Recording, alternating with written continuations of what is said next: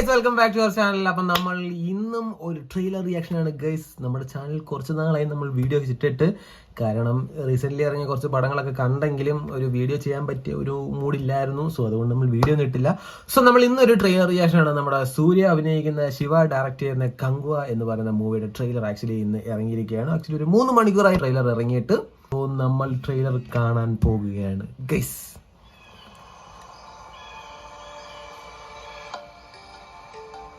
நம்ம வாழ்ற இந்த தீவுக்குள்ள எத்தனையோ மர்மங்க கொட்டி கிடக்குது.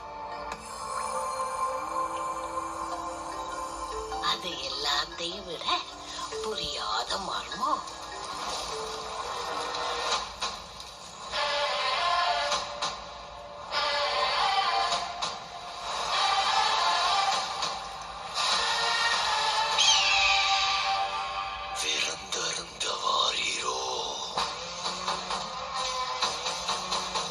വീഡിയോകളുണ്ട് അതിനകത്ത്.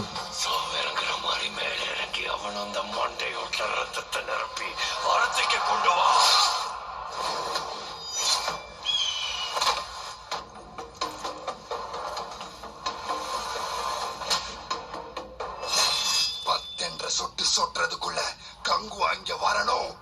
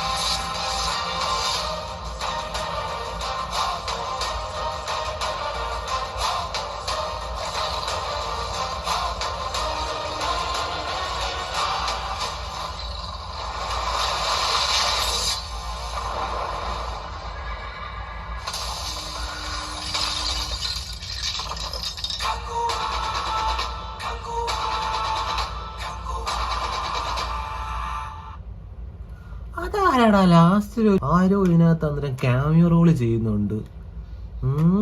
സോ അങ്ങനെ നടിപ്പിൻ നായകന്റെ കങ്കുവയുടെ ട്രെയിലർ സംഭവം നൈസാക്കിയിട്ടുണ്ട്, സംഭവം കളറാക്കിയിട്ടുണ്ട്. ഓഗസ്റ്റ്, സെപ്റ്റംബർ, ഒക്ടോബർ, നവംബർ അല്ല ഒക്ടോബറിലാണ് പടം ഇറങ്ങുന്നത്. ഒക്ടോബർ 10-ാം തീയതിയാണ് പടം ഇറങ്ങുന്നത്.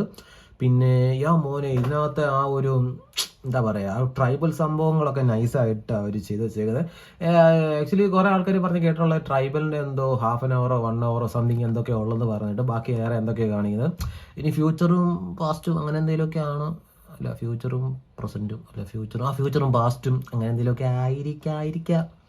എന്തായാലും സംഭവം നൈസായിട്ടുണ്ട്. പിന്നെ ഒരു ഇത് കണ്ടായിരുന്നു, മറ്റേ പാമ്പിൻ്റെ ഇത്. അത് ഒരു അമ്പ് വിട്ട് കഴിയുമ്പോൾ പാമ്പ് അപ്പുറത്തിലാണ്. അതിൽ 2 പേരെ ടാർഗറ്റ് ചെയ്ത് ഒരാൾക്ക് നേരെ അമ്പ് വിട്ട് ആ അമ്പിൽ ഒരു പാമ്പിനെ ചുറ്റി കിട്ടും. അപ്പം ഈ അമ്പ് കൊണ്ട് ആ ആളും ചാവും, അപ്പുറത്തെ ആൾ പാമ്പും കുത്തിച്ചാവും.